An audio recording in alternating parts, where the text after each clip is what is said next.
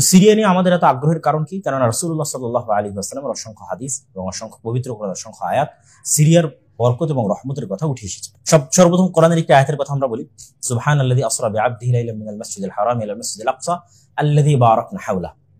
যে সিরিয়া হচ্ছে ওই ভূমি যেটি মসজিদে আকসা এবং তার পার্শ্ববর্তী অঞ্চল, এই পুরো অঞ্চলটাকে সিরিয়া বলা হয়।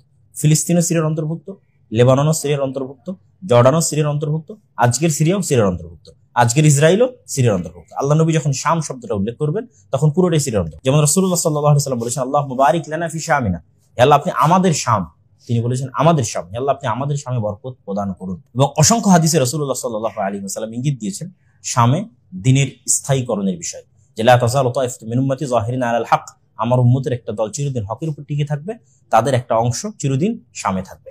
আর এক হাদিসে রাসূলুল্লাহ সাল্লাল্লাহু আলাইহি ওয়াসাল্লাম বলেন, তুবা লিশ-শাম, শামের জন্য সুসংবাদ। সাহাবীরা জিজ্ঞেস করলেন, ওয়ালিমা ইয়া রাসূলুল্লাহ, কেন শামের জন্য সুসংবাদ?